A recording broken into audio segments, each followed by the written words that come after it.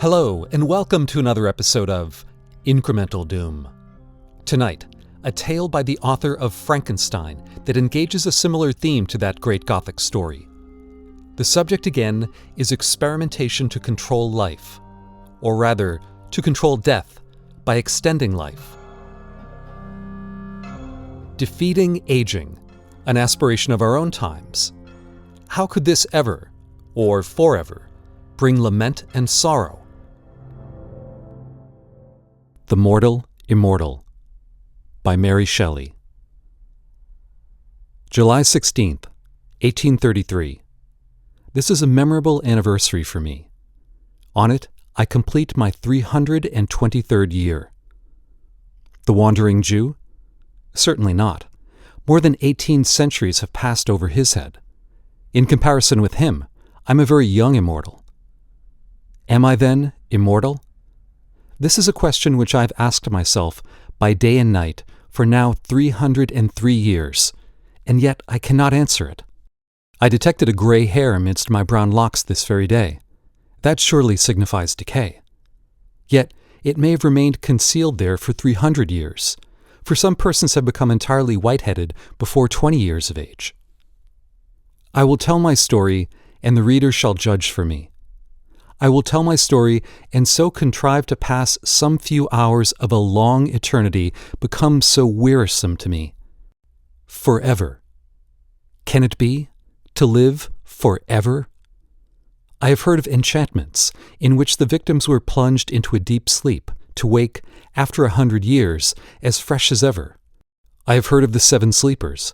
Thus to be immortal would be not so burdensome. But oh, the weight of never-ending time! The tedious passage of the still succeeding hours. How happy was the fabled Nourjahad! But, to my task. All the world has heard of Cornelius Agrippa. His memory is as immortal as his arts have made me. All the world has also heard of his scholar, who, unawares, raised the foul fiend during his master's absence, and was destroyed by him. The report, true or false, of this accident was attended with many inconveniences to the renowned philosopher. All his scholars at once deserted him. He had no one near him to put coals on his ever-burning fires while he slept, or to attend to the changeful colors of his medicines while he studied. Experiment after experiment failed, because one pair of hands was insufficient to complete them. The dark spirits laughed at him for not being able to retain a single mortal in his service. I was then very young, very poor, and very much in love. I had been for about a year the pupil of Cornelius, though I was absent when this accident took place. On my return, my friends implored me not to return to the alchemist's abode. I trembled as I listened to the dire tale they told. I required no second warning, and when Cornelius came and offered me a purse of gold if I would remain under his roof, I felt as if Satan himself tempted me. My teeth chattered, my hair stood on end. I ran off as fast as my trembling knees would permit. My failing steps were directed whither for 2 years they had every evening been attracted. A gently bubbling spring of pure living water, beside which lingered a dark-haired girl whose beaming eyes were fixed on the path I was accustomed each night to tread. I cannot remember the hour when I did not love Bertha. We had been neighbors and playmates from infancy. Her parents, like mine, were of humble life, yet respectable. Our attachment had been a source of pleasure to them. In an evil hour, a malignant fever carried off both her father and mother, and Bertha became an orphan. She would have found a home beneath my paternal roof, but unfortunately the old lady of the near castle, rich, childless, and solitary, declared her intention to adopt her. Henceforth, Bertha was clad in silk, inhabited a marble palace, and was looked on as being highly favored by fortune. But in her new situation among her new associates, Bertha remained true to the friend of her humbler days. She often visited the cottage of my father, and when forbidden to go thither, she would stray towards the neighboring wood, and meet me beside its shady fountain.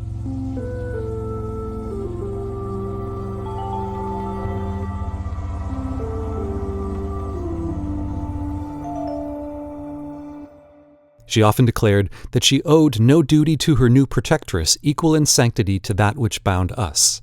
Yet, still I was too poor to marry, and she grew weary of being tormented on my account. She had a haughty but an impatient spirit, and grew angry at the obstacle that prevented our union. We met now after an absence, and she had been sorely beset while I was away. She complained bitterly, and almost reproached me for being poor. I replied hastily, "I am honest if I am poor. Were I not, I might soon become rich." This explanation produced 1,000 questions. I feared to shock her by owning the truth, but she drew it from me. And then, casting a look of disdain on me, she said, "You pretend to love, and you fear to face the devil for my sake." I protested that I had only dreaded to offend her, while she dwelt on the magnitude of the reward that I should receive. Thus encouraged, shamed by her, led on by love and hope, laughing at my later fears, with quick steps and a light heart, I returned to accept the offers of the alchemist, and was instantly installed in my office. A year passed away. I became possessed of no insignificant sum of money. Custom had banished my fears.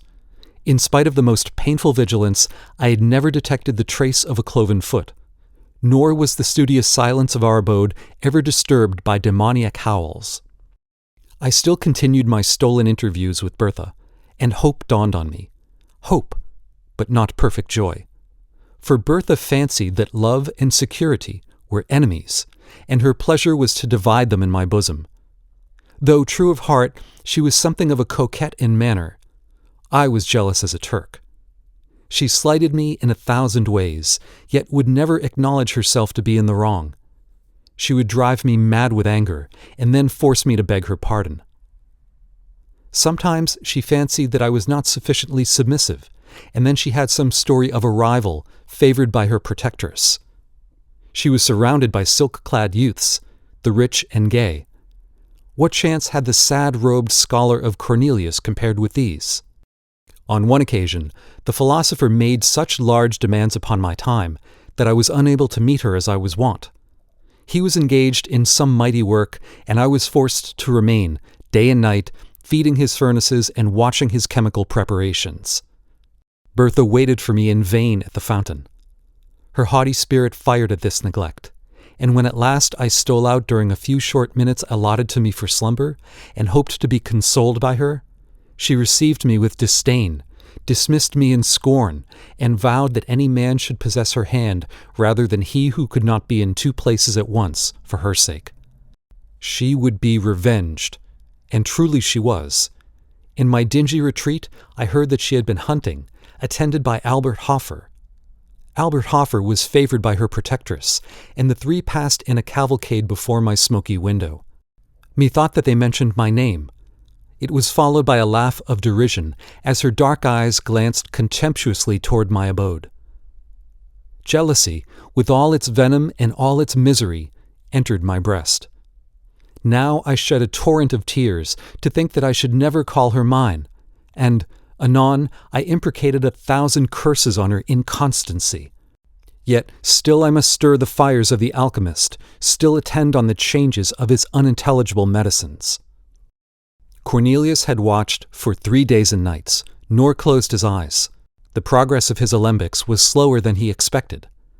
In spite of his anxiety, sleep waited upon his eyelids.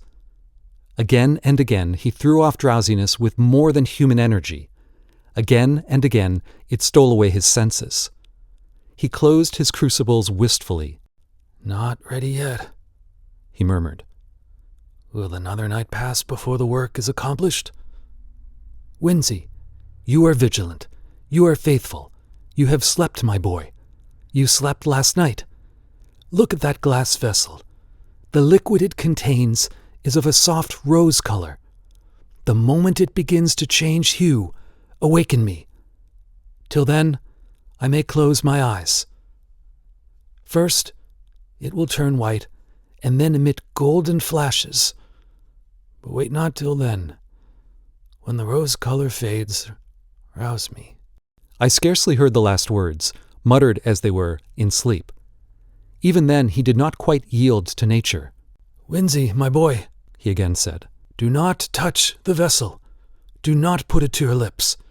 It is a filter to cure love. You would not cease to love your Bertha. Beware to drink." And he slept. His venerable head sunk on his breast, and I scarce heard his regular breathing. For a few minutes I watched the vessel. The rosy hue of the liquid remained unchanged. Then my thoughts wandered. They visited the fountain, and dwelt on 1,000 charming scenes never to be renewed. Never. Serpents and adders were in my heart as the word never half formed on my lips. False girl, false and cruel. Never more would she smile on me as that evening she smiled on Albert. Worthless, detested woman. I would not remain unrevenged. She should see Albert expire at her feet. She should die beneath my vengeance. She had smiled in disdain and triumph. She knew my wretchedness and her power. Yet, what power had she? The power of exciting my hate, my utter scorn, all but indifference. Could I attain that? Could I regard her with careless eyes, transferring my rejected love to one fairer and more true? That were indeed a victory. A bright flash darted before my eyes. I had forgotten the medicine of the adept. I gazed on it with wonder. Flashes of admirable beauty, more bright than those which the diamond emits when the sun's rays are on it, glanced from the surface of the liquid. An odor the most fragrant and grateful stole over my sense. The vessel seemed one globe of living radiance, lovely to the eye and most inviting to the taste. The first thought, instinctively inspired by the grosser sense, was, I must drink. I raised the vessel to my lips. It will cure me of love, of torture.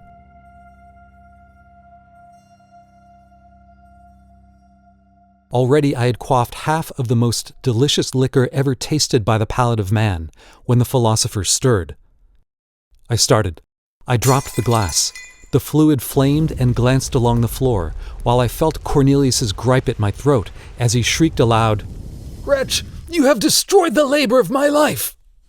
The philosopher was totally unaware that I had drunk any portion of his drug.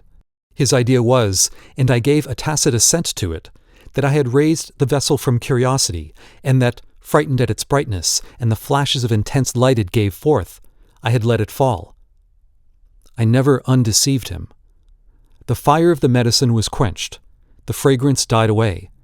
He grew calm, as a philosopher should under the heaviest trials, and dismissed me to rest. I will not attempt to describe the sleep of glory and bliss which bathed my soul in paradise during the remaining hours of that memorable night. Words would be faint and shallow types of my enjoyment, or of the gladness that possessed my bosom when I woke. I trod air, my thoughts were in heaven. Earth appeared heaven, and my inheritance upon it was to be one trance of delight.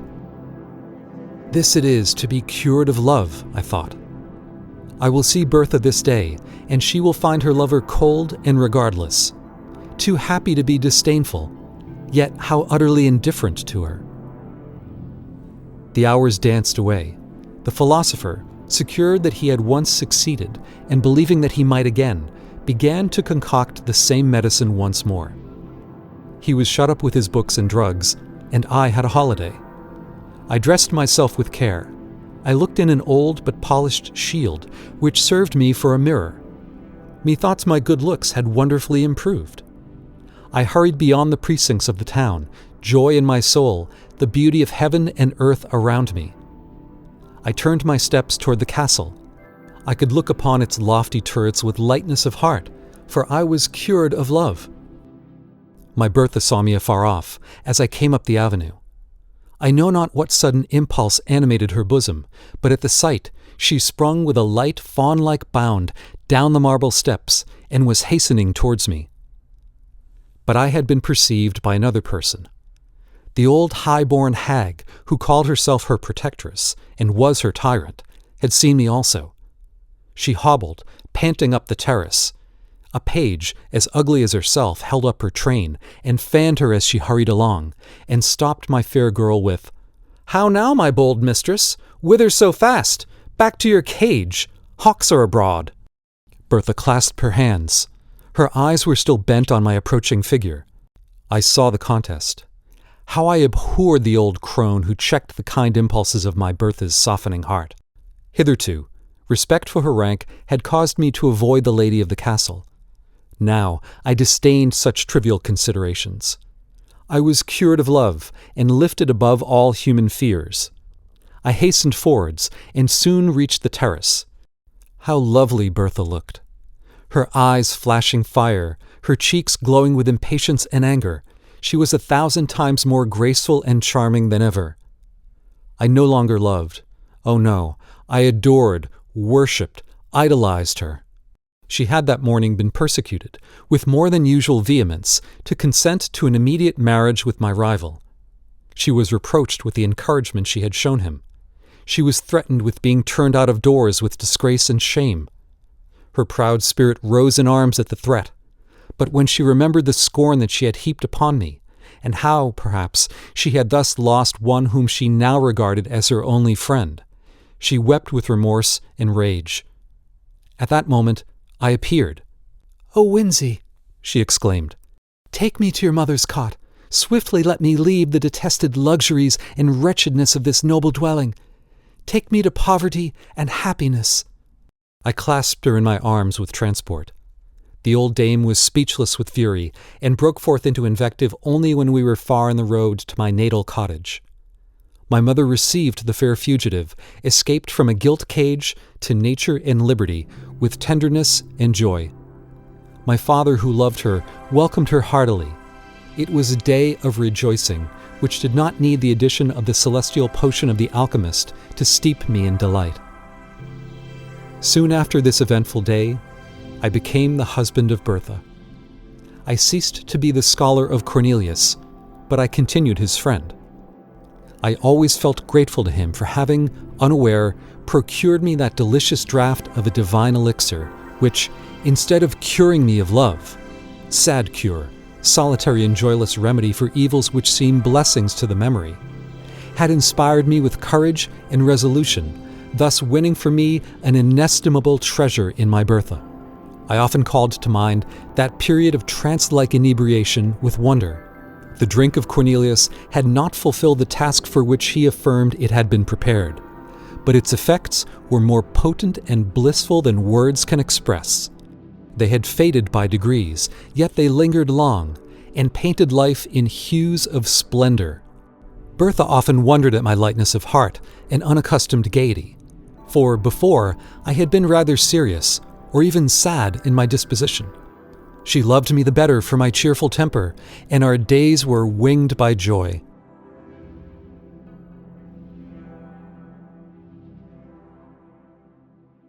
"5 years afterwards, I was suddenly summoned to the bedside of the dying Cornelius. He had sent for me in haste, conjuring my instant presence. I found him stretched on his pallet, enfeebled even to death. All of life that yet remained animated his piercing eyes, and they were fixed on a glass vessel full of roseate liquid. "Behold," he said, in a broken and inward voice, "the vanity of human wishes. A second time my hopes are about to be crowned. A second time they are destroyed. Look at that liquor. You may remember 5 years ago I had prepared the same, with the same success. Then, as now, my thirsting lips expected to taste the immortal elixir. You dashed it from me, and at present it is too late." He spoke with difficulty, and fell back on his pillow. I could not help saying, "How, revered master, can a cure for love restore you to life?" A faint smile gleamed across his face as I listened earnestly to his scarcely intelligible answer. "A cure for love, and for all things. The elixir of immortality. Ah, if now I might drink, I should live forever." As he spoke, A golden flash gleamed from the fluid. A well-remembered fragrance stole over the air. He raised himself, all weak as he was. Strength seemed miraculously to re-enter his frame. He stretched forth his hand. A loud explosion startled me. A ray of fire shot up from the elixir, and the glass vessel which contained it was shivered to atoms. I turned my eyes toward the philosopher. He had fallen back. His eyes were glassy, his features rigid. He was dead. But I lived, and was to live forever. So said the unfortunate alchemist, and for a few days I believed his words. I remembered the glorious intoxication that had followed my stolen draught. I reflected on the change I had felt in my frame, in my soul, the bounding elasticity of the one, the buoyant lightness of the other. I surveyed myself in a mirror and could perceive no change in my features during the space of the 5 years that had elapsed. I remembered the radiant hues and grateful scent of that delicious beverage, worthy the gift it was capable of bestowing. I was then immortal. A few days later, I laughed at my credulity. The old proverb that a prophet is least regarded in his own country was true with respect to me and my defunct master. I loved him as a man, I respected him as a sage, but I derided the notion that he could command the powers of darkness, and laughed at the superstitious fears with which he was regarded by the vulgar. He was a wise philosopher, but had no acquaintance with any spirits but those clad in flesh and blood. His science was simply human, and human science, I soon persuaded myself, could never conquer nature's laws so far as to imprison the soul forever within its carnal habitation. Cornelius had brewed a soul-refreshing drink, more inebriating than wine, sweeter and more fragrant than any fruit. It possessed probably strong medicinal powers, imparting gladness to the heart and vigor to the limbs, but its effects would wear out. Already they were diminished in my frame. I was a lucky fellow to have quaffed health and joyous spirits, and perhaps a long life, at my master's hands. But my good fortune ended there. Longevity was far different from immortality. I continued to entertain this belief for many years. Sometimes a thought stole across me. Was the alchemist indeed deceived? But my habitual credence was that I should meet the fate of all the children of Adam at my appointed time. A little late, but still at a natural age. Yet it was certain that I retained a wonderfully youthful look. I was laughed at for my vanity in consulting the mirror so often, but I consulted it in vain. My brow was untrenched, my cheeks, my eyes, my whole person continued as untarnished as in my 20th year. I was troubled. I looked at the faded beauty of Bertha. I seemed more like her son. By degrees, our neighbors began to make similar observations, and I found at last that I went by the name of the scholar bewitched. Bertha herself grew uneasy. She became jealous and peevish, and at length she began to question me. We had no children. We were all in all to each other. And though, as she grew older, her vivacious spirit became a little allied to ill temper, and her beauty sadly diminished, I cherished her in my heart as the mistress I idolized, the wife I had sought and won with such perfect love. At last, our situation became intolerable. Bertha was 50, I 20 years of age. I had, in very shame, in some measure adopted the habits of advanced age. I no longer mingled in the dance among the young and gay, but my heart bounded along with them while I restrained my feet, and a sorry figure I cut among the Nestors of our village. But, before the time I mention, things were altered. We were universally shunned. We were, at least I was, reported to have kept up an iniquitous acquaintance with some of my former master's supposed friends. Poor Bertha was pitied, but deserted. I was regarded with horror and detestation. What was to be done? We sat by our winter fire. Poverty had made itself felt, for none would buy the produce of my farm, and often I had been forced to journey 20 miles to some place where I was not known to dispose of our property. It is true, we had saved something for an evil day. That day was come. We sat by our lone fireside, the old-hearted youth and his antiquated wife. Again, Bertha insisted on knowing the truth. She recapitulated all she had ever heard said about me, and added her own observations. She conjured me to cast off the spell. She described how much more comely gray hairs were than my chestnut locks. She descanted on the reverence and respect due to age, how preferable to the slight regard paid to mere children. Could I imagine that the despicable gifts of youth and good looks outweighed disgrace, hatred, and scorn? Nay, in the end I should be burnt as a dealer in the black art, while she, to whom I had not deigned to communicate any portion of my good fortune, might be stoned as my accomplice. At length she insinuated that I must share my secret with her, and bestow on her like benefits to those I myself enjoyed, or she would denounce me, and then she burst into tears. Thus beset, methought it was the best way to tell the truth. I revealed it as tenderly as I could, and spoke only of a very long life, not of immortality, which representation, indeed, coincided best with my own ideas. When I ended, I rose and said, "And now, my Bertha, will you denounce the lover of your youth? You will not, I know, but it is too hard, my poor wife, that you should suffer for my ill luck in the accursed arts of Cornelius. I will leave you. You have wealth enough, and friends will return in my absence. I will go, young as I seem and strong as I am. I can work and gain my bread among strangers, unsuspected and unknown. I loved you in youth. God is my witness that I would not desert you in age, but that your safety and happiness require it." I took my cap and moved toward the door. In a moment, Bertha's arms were round my neck, and her lips were pressed to mine. "No, my husband, my Winzy," she said. "You shall not go alone. Take me with you. We will remove from this place. And, as you say, among strangers we shall be unsuspected and safe. I am not so old as quite to shame you, my Winzy, and I dare say the charm will soon wear off, and, with the blessing of God, you will become more elderly-looking, as is fitting. You shall not leave me." I returned the good soul's embrace heartily. "I will not, my Bertha, but for your sake I had not thought of such a thing.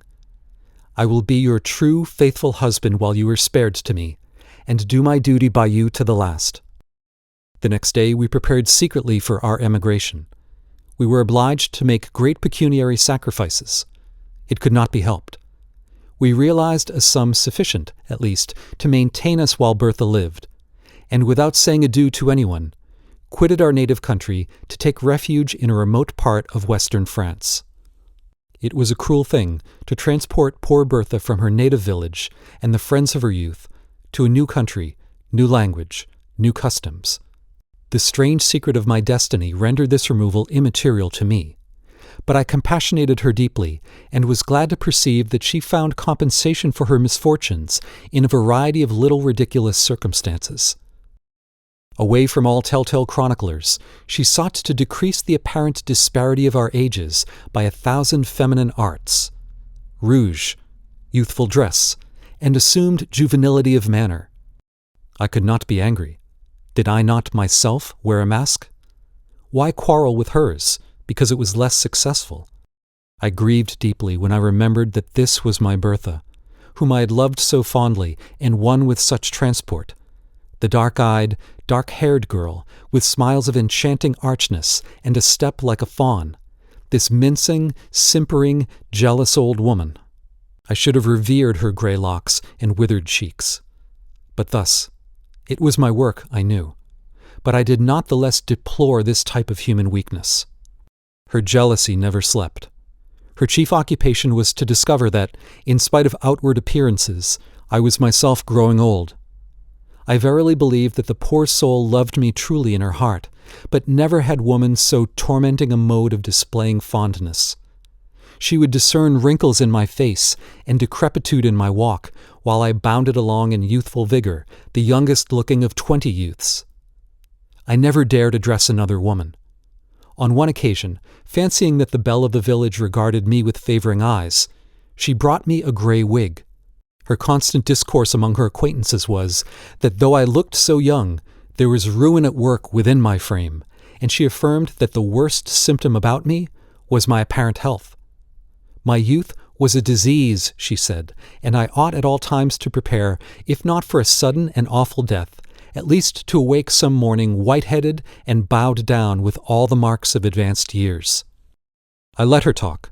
I often joined in her conjectures.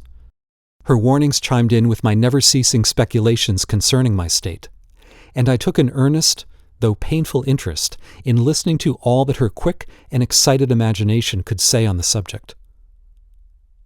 Why dwell on these minute circumstances? We lived on for many long years. Bertha became bedrid and paralytic. I nursed her as a mother might a child. She grew peevish and still harped upon one string, of how long I should survive her. It has ever been a source of consolation to me that I performed my duty scrupulously towards her. She had been mine in youth, she was mine in age, and at last when I heaped the sod over her corpse, I wept to feel that I had lost all that really bound me to humanity.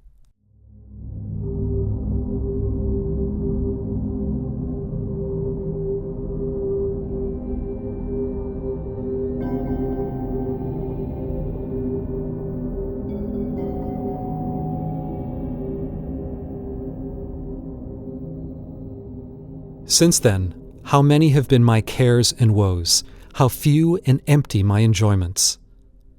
I pause here in my history. I will pursue it no further.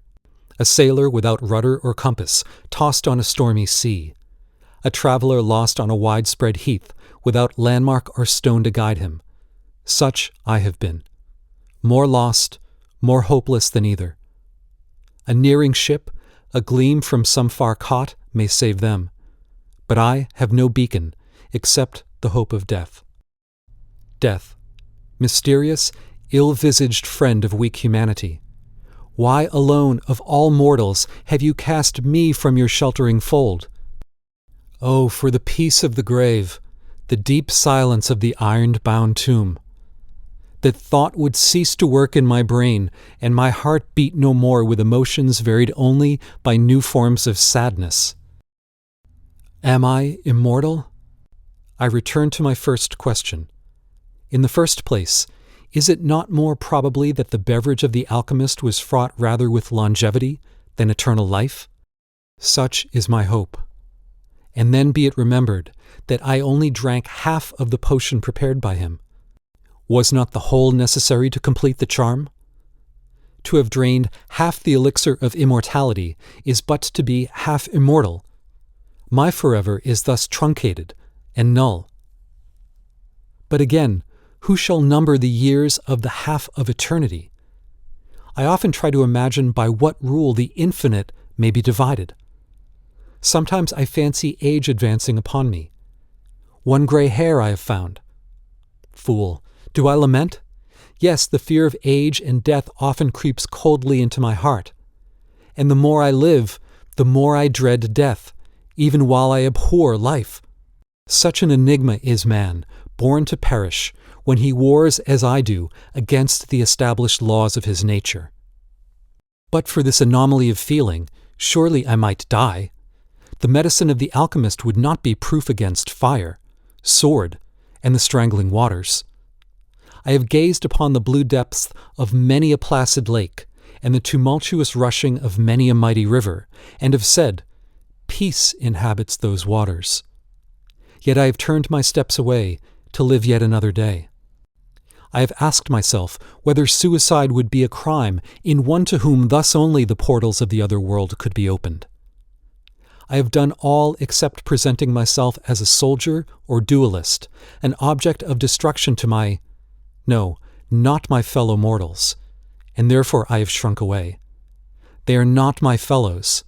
The inextinguishable power of life in my frame and their ephemeral existence places us wide as the poles asunder.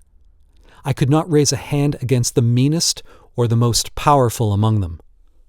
Thus have I lived on for many a year, alone and weary of myself, desirous of death yet never dying, a mortal immortal.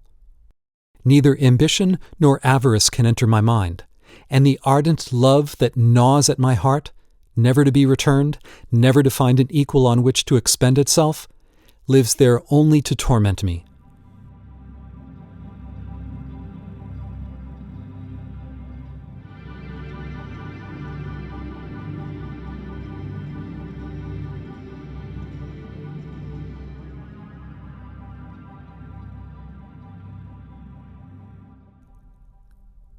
This very day I conceived a design by which I may end all, without self-slaughter, without making another man a Cain, an expedition which mortal frame can never survive, even endowed with the youth and strength that inhabits mine.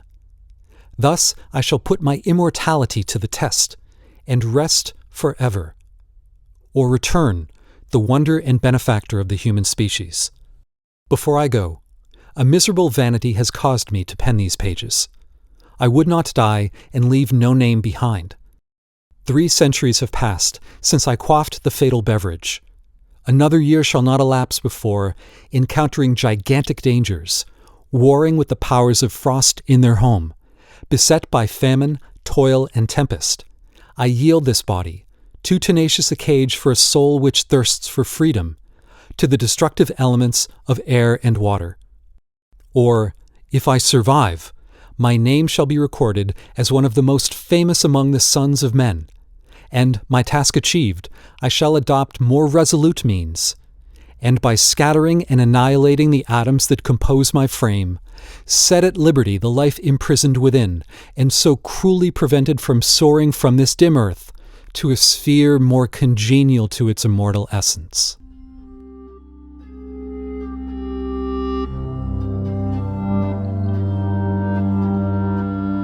For more tales of literary horror to unsettle you, subscribe to this channel. Incremental Doom, Exponential Entertainment. I'm Edgar.